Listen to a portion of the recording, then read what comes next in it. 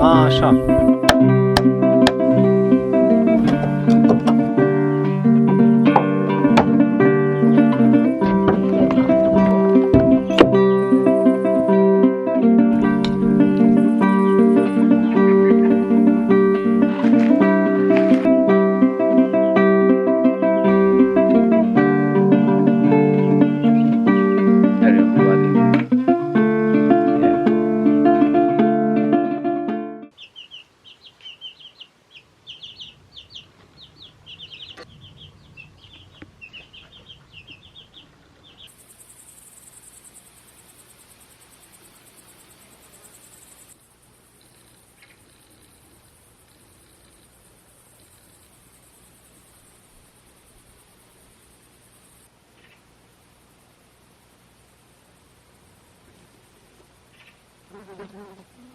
La urmă o trezeam și încălzeam mâncare pe categorie. Ziceam că din care se pulsează, ce se pulsează?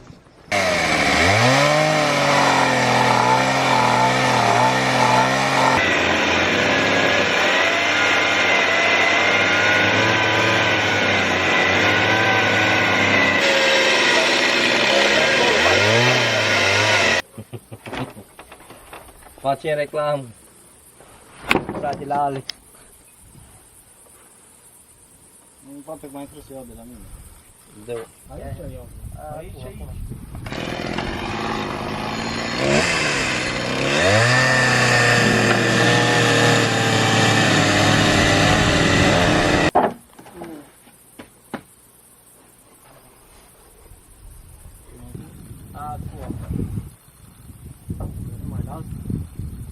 Vă spun doar două dată că se capătă.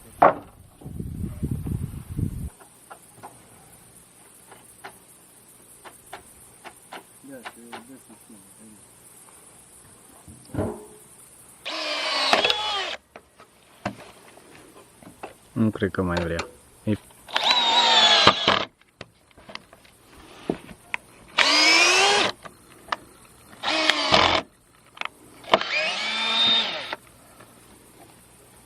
Și cred că e. Dacă la ciotera. Îl dau de aici și prinde, îi rupe tot.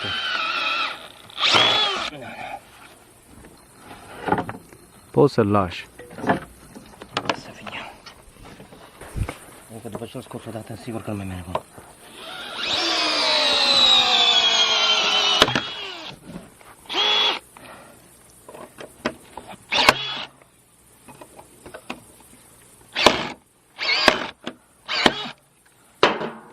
Acum e și tale.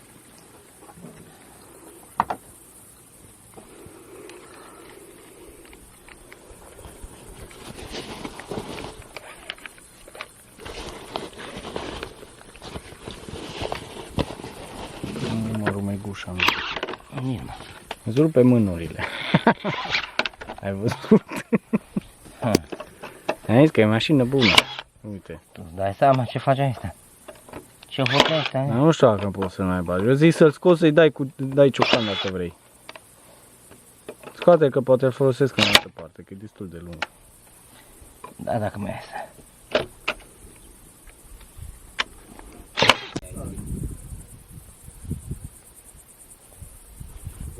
Timpul pierdut s-ar putea să-l mai poți câștiga în unele lucruri, dar nu mai stai ca să ai timp ca să mai pierzi timp atâta. E învățat. Acum știu ce mă așteaptă. Știu ce trebuie să fac. Poate nici eu n-am fost pușul de biserică, nici eu n-am fost acela corect. N-am fost. Poți să ajungi să te ridici. Așa, așa. Așa e la mijloc. E la mijloc, dar uite că aici deja e o diferență. Eu mi-am dat, aici deja s-a ridicat diferența, vezi? Ia. Păi da, dar și la mijloc dacă te uiți îl ridică, vezi? Să lăsăm aici un șan. Da, sunt unele lucruri. Chiar am văzut un reportaj de la o la ceva știe.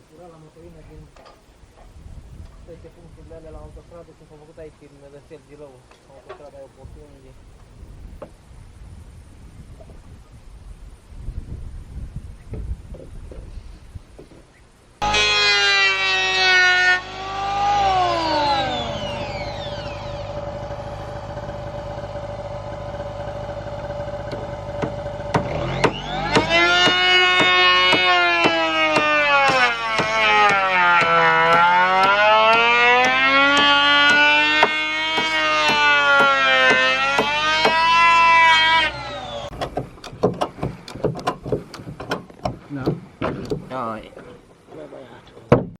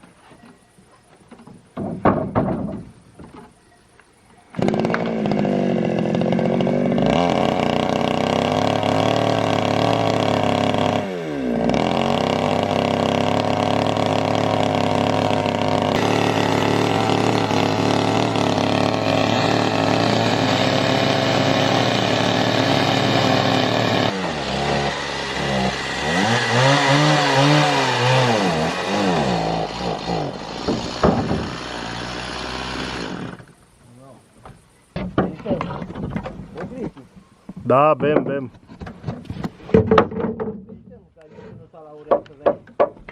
Dai un pic. Cum așa trebuie. Lasă, nu tragi la loc, tragi la așa cum a fost. Cum? Merg aici, încolo, tragi încolo. Da, asta e.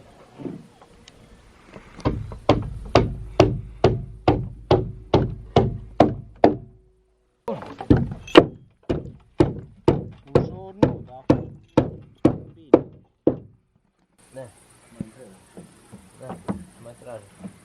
Acum. Da.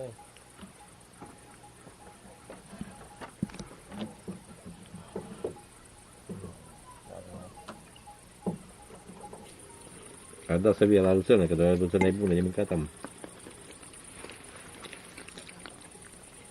Nu, mă.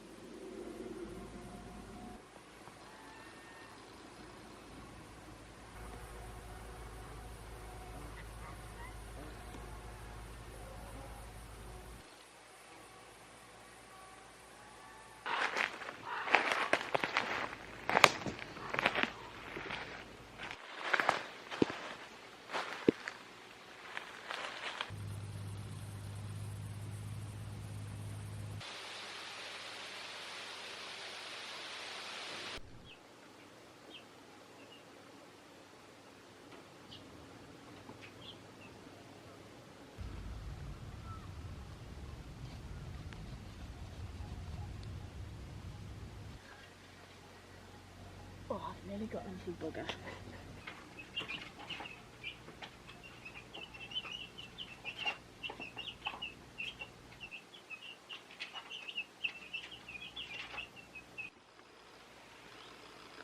Hello everybody.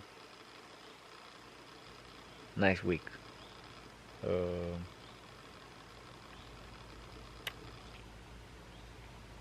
I really like it what I'm doing here on this farm. I still feel like I'm still too beginning to do this farm to be sustainable.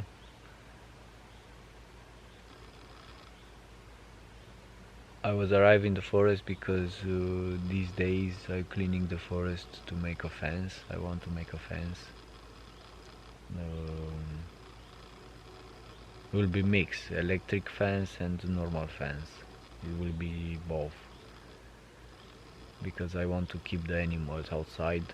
From outside to keep outside and from inside to keep inside. I want to buy 2 goats or 1 cow, and for that I need some space. I need some land to be protection with the fence.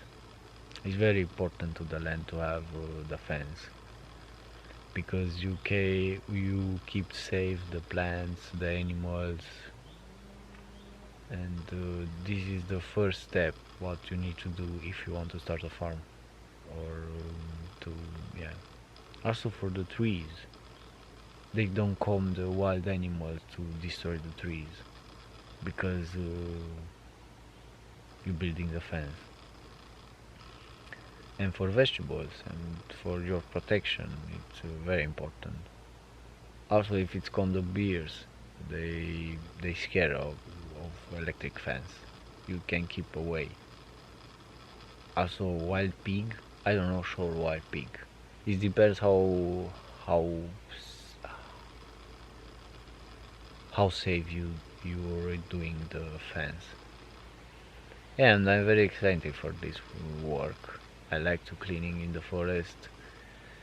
It's some parts of the land then I never passed there, and I have a lot of dead trees. I want to cleaning.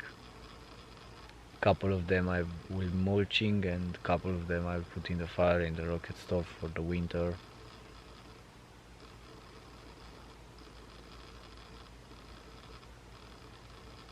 Yeah, I love the nature. It's so quiet here. Yeah. Thank you very much for watching my videos. If you like, you can give me a like, comment, share, subscribe, and all of this for the algorithm, you know.